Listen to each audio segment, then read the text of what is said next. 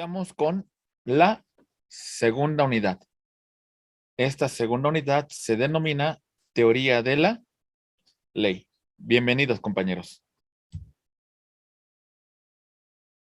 Muy bien.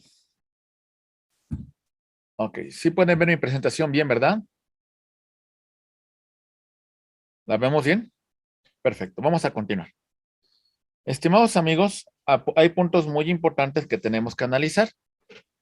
El primer elemento que vamos a estudiar en relación a la teoría de la ley son los ámbitos de vigencia de la ley. La vigencia espacial, la aplicación de la disposición normativa vigente en una entidad federativa. Hay aspectos que hay que tomar en consideración. La norma y su aplicación. Norma federal, norma nacional, norma local e inclusive internacional. Federal, de aplicación en todo el país dentro de los ámbitos de competencia donde se encuentren autoridades federales, ya sea porque sea una zona reservada, una competencia reservada a la federación,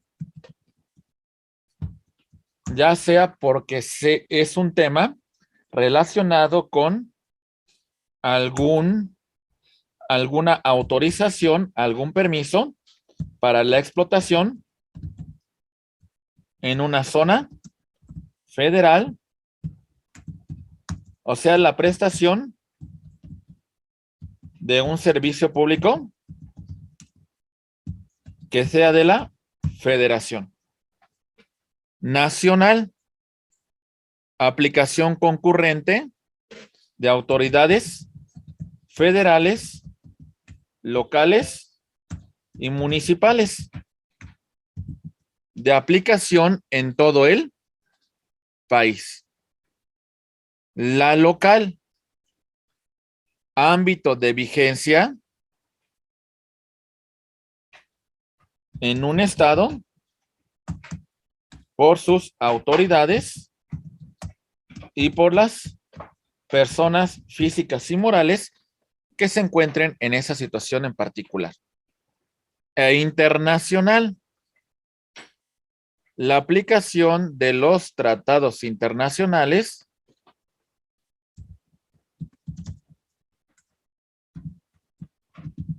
¿vale? Dentro de los estados que hubiesen suscrito, permítame.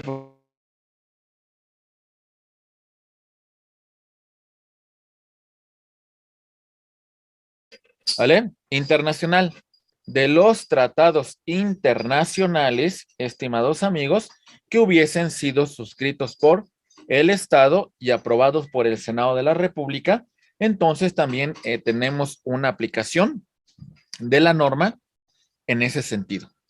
Entonces, a veces no es fácil determinar cuál es la norma aplicable en cada caso en particular. También otra situación que no debemos olvidar, mis estimados maestros. Hablamos también de un aspecto que tiene que ver con el ejercicio de la aplicación de la norma. Hablamos de tres tipos de control. Control de legalidad, control de constitucionalidad y control de convencionalidad.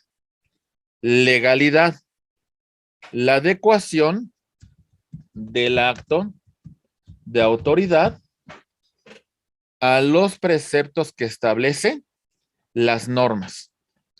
Cuando hablamos de normas, en general, hablamos de leyes, reglamentos decretos, etcétera, etcétera. ¿Sale? Muy bien. Control de constitucionalidad. Adecuación de los actos de autoridad a los preceptos que emanan de nuestra Constitución. ¿Sale? Nuestra Constitución, tanto en su parte orgánica como en su parte dogmática. Y el control de convencionalidad implicaría que estos actos de autoridad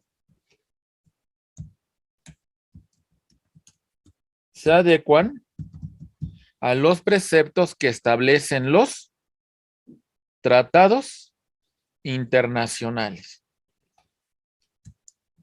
El abogado, el especialista en derecho civil, el día de hoy no le bastaría con un ejercicio de control de legalidad, no sería suficiente.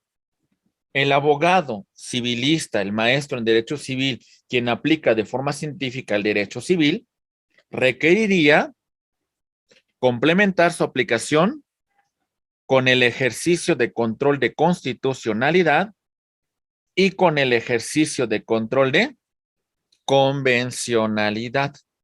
Entonces, estos son aspectos muy importantes y recuerden que tenemos un control difuso y un control concentrado. ¿Esto qué implica? El control difuso implicaría que ante cualquier autoridad yo podré presentar un planteamiento de constitucionalidad y de convencionalidad, y esa autoridad tendrá que pronunciarse en relación a esto.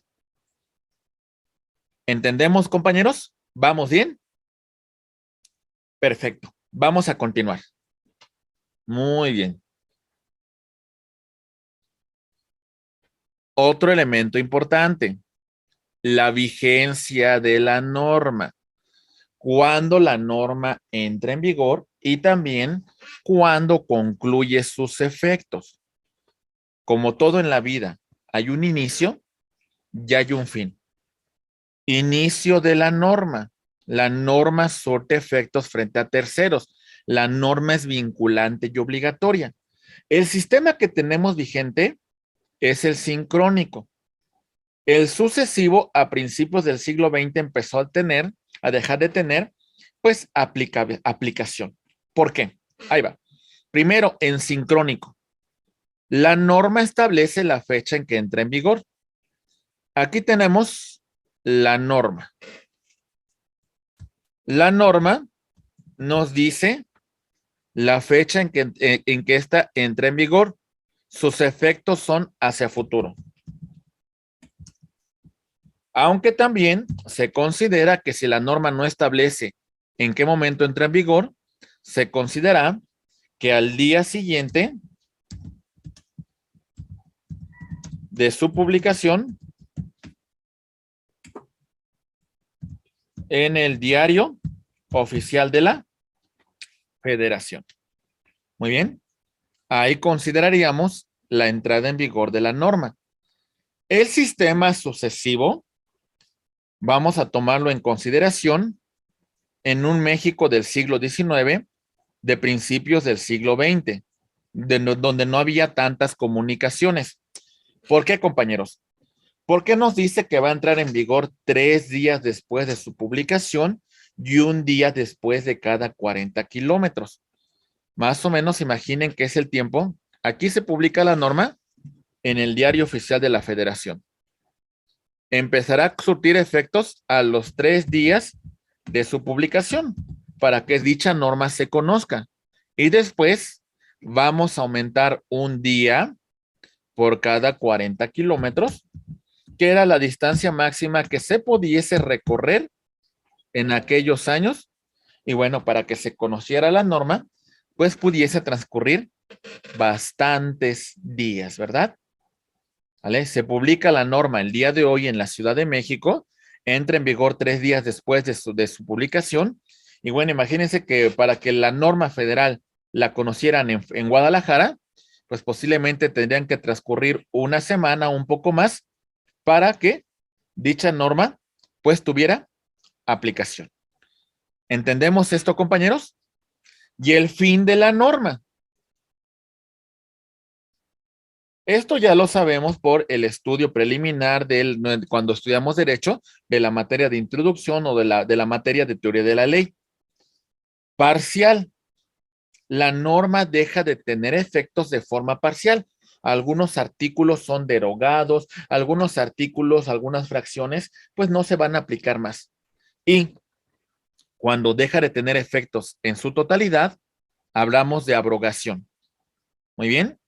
También el fin de la norma se establece cuando ella misma lo señala. Por ejemplo, las normas fiscales, las normas tributarias que tienen vigor solamente durante el año fiscal en turno.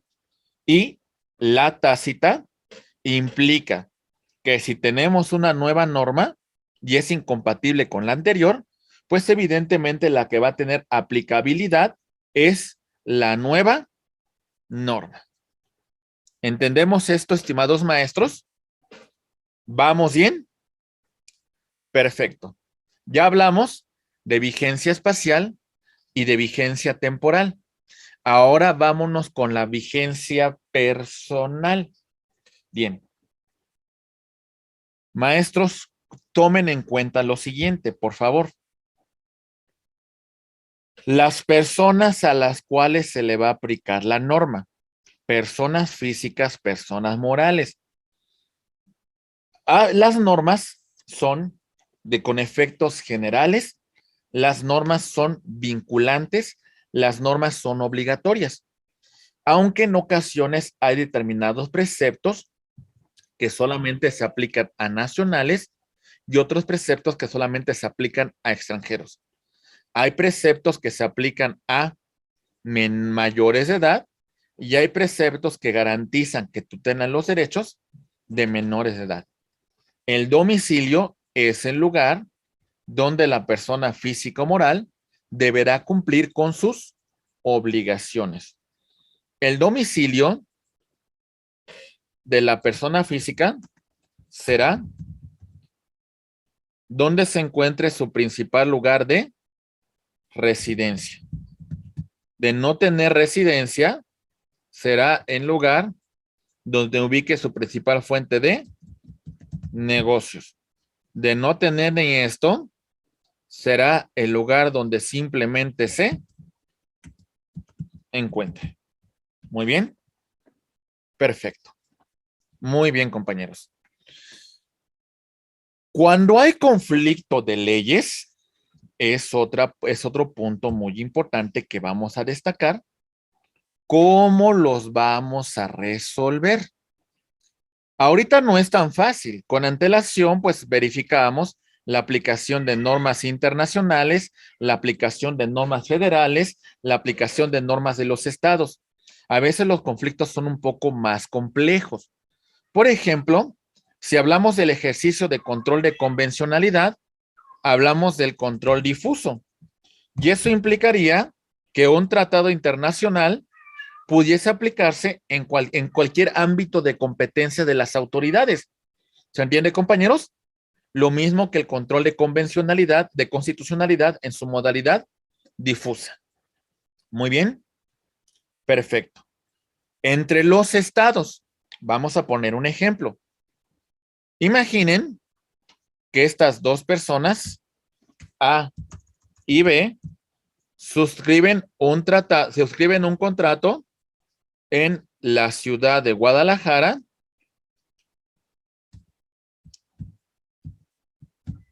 ¿vale? Lo hacen ante un notario público de esa ciudad.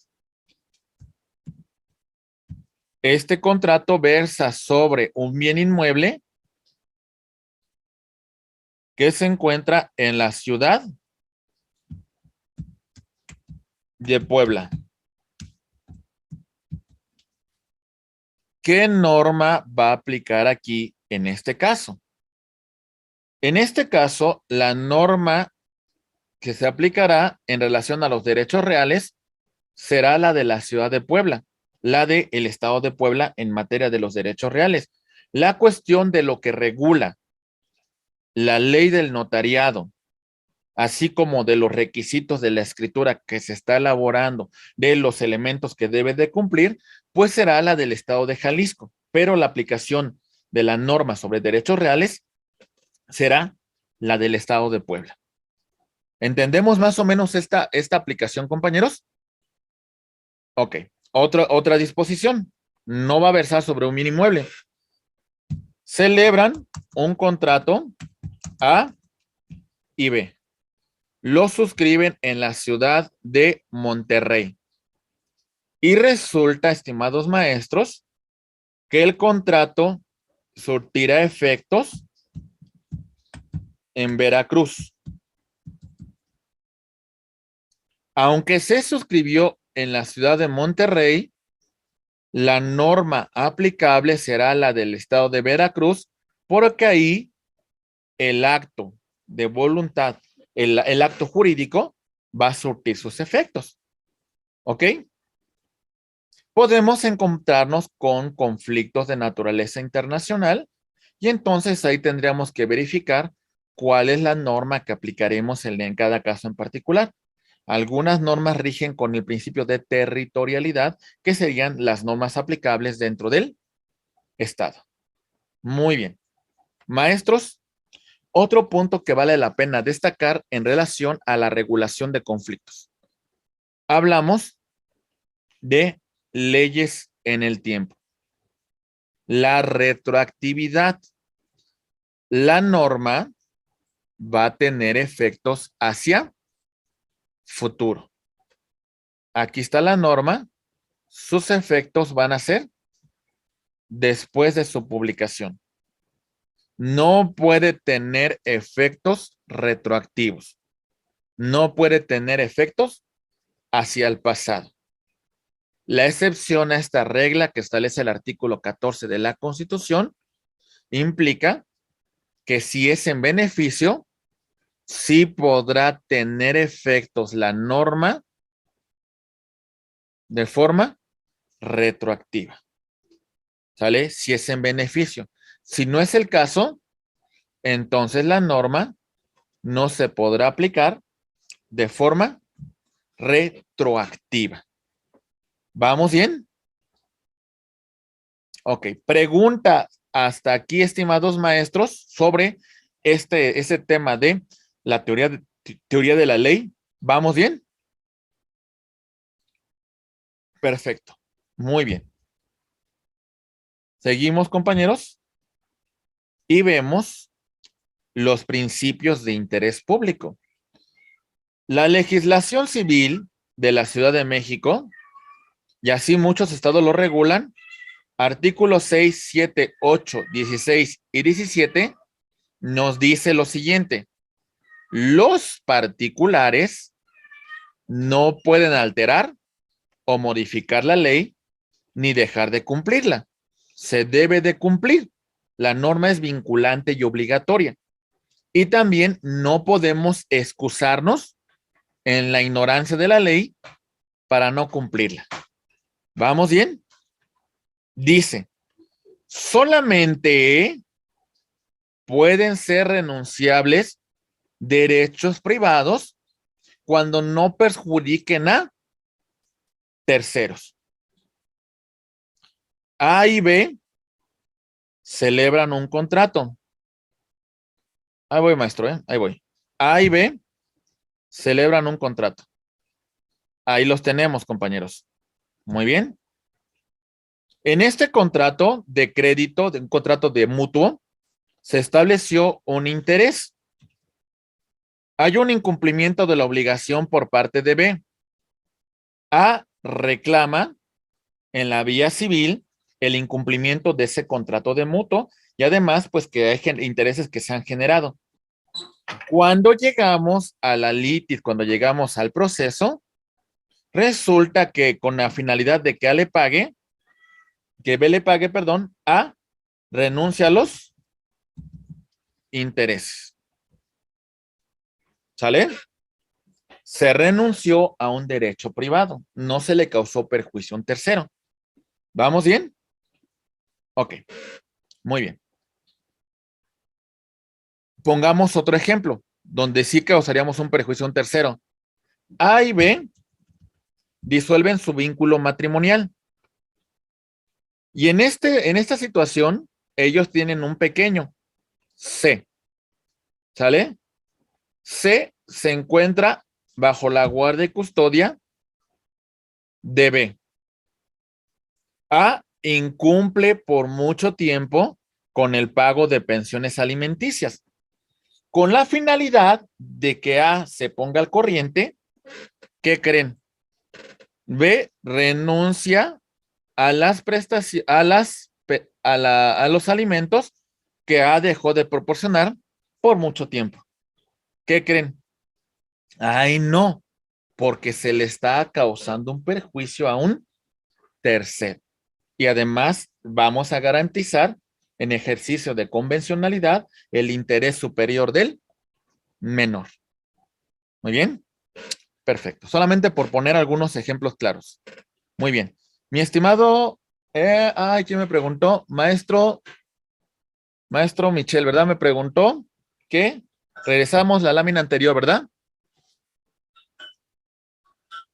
Ok, tantito, a ver. No sé si requiramos algún comentario sobre esa, maestro. ¿Todo bien? Muy bien. Ay, perdón. Creo que ni he abierto sus micrófonos. ¿Todo bien, compañeros, hasta acá? Sí, ya pueden abrir los micrófonos si quieren, ¿eh? Perdón, no lo había abierto, pero ya están, ¿eh? Sí, Muy todo bien. claro. Perfecto. Muy bien, compañeros. Entonces, mi estimado maestros, vamos a continuar, ¿vale? ¿Vamos bien, maestro Michel? ¿Podemos continuar? ¿Sí? Muy bien. Perfecto, compañeros. Ahí va. La ignorancia de la ley no excusa su cumplimiento. No conocía, no pensé que se encontraba prohibido, pensé que estaba permitido, etcétera, etcétera. Bueno, pero sin embargo, el juez, en un caso en concreto, podrá aplicar una pena atenuada, otorgar algunas facilidades. Por ejemplo, en personas que tengan algún notorio atraso intelectual, cuando las personas se encuentran apartadas de las vías de comunicación por una situación de una miserable situación económica, por una condición pues que requiera una atención en particular. Se van a extender las sanciones, se va a dar un plazo para cumplimiento o en su caso también se puede llegar pues hasta un perdón y a un tema de pues de tener una excusa en particular. Muy bien. Perfecto, compañeros. Entonces, la norma debe de cumplirse, ¿verdad? Muy bien. Después, compañeros, ya para llegar al último punto de la teoría de la ley, que es una base fundamental dentro del estudio de la norma civil, nos encontramos con otro punto en particular. Y en ese sentido, vamos a hablar de que la ley es una obra humana y que a veces la norma es imperfecta. Cuando la norma es imperfecta, cuando hay oscuridad, cuando hay un punto en particular que no fue objeto materia de regulación, nos dice el artículo 18, 19 y 20 del Código Civil de la Ciudad de México que la oscuridad o ausencia de la ley no excusa a los jueces que dejen de resolver la controversia, salvo en materia penal, en donde nos regimos por el principio nullum crimen sine lege, nulla pena sine lege. En todas las demás materias tenemos que encontrar una salida, tenemos que encontrar una solución a este tema. En este supuesto, vamos a ver que en primer lugar, el juez aplicará la norma aplicable a un caso concreto. Buscará aplicarla a través de analogía. ¿Cómo se han resuelto otros casos similares, otros casos que tengan las mismas condiciones? Nos vamos a regir por la jurisprudencia que emane de los órganos facultados para crear jurisprudencia. La corte en pleno o en salas, los tribunales colegiados y las diversas modalidades para crear jurisprudencia. Y si eso no es suficiente, aplicamos los principios generales del derecho, que emanan del espíritu de la propia legislación, que basa de los elementos consuetudinarios que conforman la norma. Y también el juez inclinará balance, buscará la equidad, buscará resolver un conflicto, pues a favor de aquella persona que trata de evitar algún perjuicio, a favor de aquella persona que no pretende obtener un lucro. Muy bien. Maestros, comentarios sobre estos puntos de la teoría de la ley. Ustedes me dicen, por favor, me dicen si estamos listos, si tienen alguna duda, algún comentario, alguna situación en particular que quieran manifestar, con todo gusto los escuchamos, ¿vale? Maestro, ahí tengo una duda.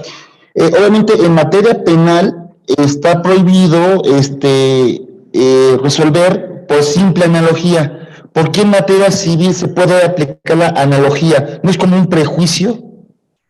Ok, muy bien. A ver, la analogía tampoco implica que sea vinculante para el órgano jurisdiccional, sino simplemente puede generar un criterio orientador para el juez. Una cuestión de algún litigio de propiedad que tiene prestaciones muy similares que ya se resolvió con antelación, pues puede ser un criterio orientador solamente para el juez, porque hasta cierto punto lo que se busca es llegar a una solución del conflicto. Ese es el punto principal. Cada caso tiene sus particularidades, pero lo que puede hacer el juez es que tiene un criterio orientador, que tiene un criterio que hasta cierto punto puede retomar. ¿Para qué? Para emitir su sentencia, para emitir una resolución. Un poco como lo que usted dice, maestro Michel, con el tema del precedente, como con el tema del antecedente. Pero recuerde, la interpretación por analogía no es vinculante ni es obligatoria, ¿eh? Lo que sí es vinculante y es obligatorio es el tema de la jurisprudencia, es el tema del precedente judicial. Ahí sí nos obliga, ahí sí los jueces tienen que verificar y tienen que aplicar esta disposición. Muy bien. Ok. Genera criterios ante los jueces, como nos dice uno de los participantes, que ojalá nos pudiera ayudar con su nombre para que también podamos ahí tener una comunicación más directa, ¿verdad? Entonces, muy bien. ¿Entendemos esto, compañeros? Y no nos vayamos con el tema de que ya estamos en un derecho de naturaleza. Sí, muchas gracias, maestro José Flores. Muy bien. No nos vayamos con el tema de que ya estamos entrando en un tema de tipo anglosajón. Todavía no, compañeros. Pero pues puede ser el camino en la cual las resoluciones de los jueces generen cambios muy importantes y nos ayuden a resolver conflictos. Muy bien. Perfecto. ¿Algún otro comentario que tengan, compañeros, en relación a estos puntos que hemos destacado? ¿Todo bien?